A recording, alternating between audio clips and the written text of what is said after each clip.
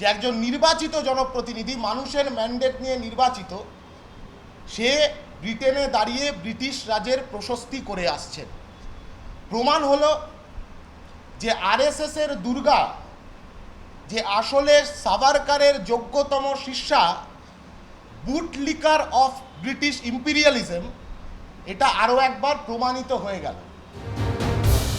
শূন্য থেকে শুরু হলে শূন্যটাই আগে এসে যায়, আর সেটাই প্রমাণ করলো কেলগ কলেজের এসএফআই সমর্থকরা। অক্সফোর্ড বিশ্ববিদ্যালয়ের কেলগ কলেজে বক্তব্য রাখছিলেন মুখ্যমন্ত্রী, তখনই হঠাৎ শুরু হয় বিক্ষোভ। বিভিন্ন ইস্যুতে একের পর এক প্রশ্নবাণ ছুঁড়ে দেওয়া হয় দর্শক আসনে বসে থাকা এসএফআই ইউকে নামের ছাত্র সংগঠনের তরফে। উত্তেজিত না হয়ে পাল্টা দমনের চেষ্টা করেন মুখ্যমন্ত্রীও। এখান থেকেই বিতর্কের সূত্রপাত। বিশ্বের দরবারে বাংলাকে খাটো করার অভিযোগ উঠেছে মুখ্যমন্ত্রীর বিরুদ্ধে। শনিবার সকালে দীনেশ মজুমদার ভবনে সাংবাদিক সম্মেলনে মুখ্যমন্ত্রীকে চাঁচা ছোলা ভাষায় আক্রমণ এসএফআই এর রাজ্য সম্পাদক দেবাঞ্জন দের। তিনি বলেন, ভারতের ইতিহাসে এই প্রথমবার দেখা গেল একজন নির্বাচিত প্রতিনিধি ব্রিটিশ রাজের প্রশস্তি করে এলেন। এটা অত্যন্ত লজ্জার। প্রমাণ হলো আরএসএস এর দুর্গা সাভারকারের যোগ্য শিষ্য। এতে ক্ষোভ বিক্ষোভ তো হবেই। যখন বাংলার মুখ্যমন্ত্রী সরকারি প্রতিনিধি হিসেবে গেলেন ব্রিটেনে, গিয়ে ব্রিটিশ রাজকে প্রশস্তিতে ভরিয়ে দিলেন, এর থেকে বড় লজ্জার কিছু হতে পারে না। এবং এই ঘটনার পরে ক্ষোভ বিক্ষোভ প্রদর্শিত হবে, এটাই তো স্বাভাবিক, না হলে বরং অস্বাভাবিক হতো। বিদেশের মাটিতে দাঁড়িয়ে একাধিক প্রশ্নের সম্মুখীন হতে হয় বাংলার মুখ্যমন্ত্রীকে। বাদ যায়নি আরজিকর প্রসঙ্গ। কাদম্বিনীর ন্যায় বিচার কেন এখনো অধরা? আগামী 7 দিন গোটা রাজ্য জুড়ে প্রচার চালাবে এসএফআই। পাশাপাশি এসএফআই কর্মীর নিরাপত্তা বিঘ্নিত হলে পাল্টা জবাবের হুঁশিয়ারি বামেদের। যে মুখ্যমন্ত্রী যেখানে যাবেন, ওনাকে এই প্রশ্নের সম্মুখীন হতে হবে যে অভয়ার ন্যায় বিচার কেন এখনো অধরা। এবং আমরাও ঠিক করেছি যে আগামী 7 দিন গোটা রাজ্য জুড়ে এসএফআই এই প্রচারাভিযান চালাবে যে কেন এখনো বিচার পেল না অভয়া। সেই প্রশ্নের উত্তর হয় ওনাকে দিতে হবে, আর নয়তো ওনাকে নতমস্তকে স্বীকার করতে হবে যে উনি মিথ্যেবাদী, উনি প্যাথোলজিক্যাল লায়ার, উনি মিথ্যে কথা বলছেন।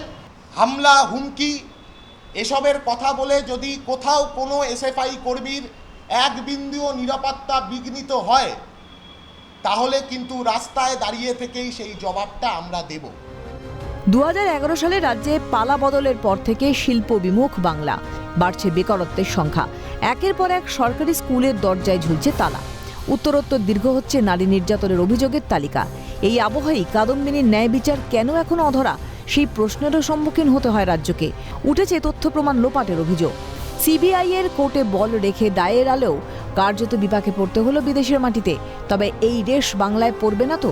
বাংলার এসএফআই কর্মীদের উপর আঘাত নেমে আসবে না তো? রাজনৈতিক প্রতিহিংসার বলি হবে না তো নিরীহ কতগুলো প্রাণ? তবে 2011 সালের পর থেকে আরও বলিষ্ঠ ও সমৃদ্ধ হয়েছে বাংলার বাম ছাত্র সংগঠন। এসএফআই কর্মীর নিরাপত্তা বিঘ্নিত হলে বাংলা জুড়ে আগুন জ্বলবে। শাসক দলকে হুঁশিয়ারি দিয়ে সিপিএম নেতা সৃজন ভট্টাচার্য বলেন, যদি কেউ গুড় বাতাসা নিয়ে অপেক্ষা করেন, তাহলে এসএফআই কর্মীরা চমচম, ল্যাংচা, মাখা সন্দেশ নিয়ে দাঁড়িয়ে আছে কোলাকুলির জন্য। কারুর যদি মনে হয় এসএফআই কর্মীদের জন্য তারা গুড় বাতাসা নিয়ে অপেক্ষা করবে, চিন্তার কিছু নেই।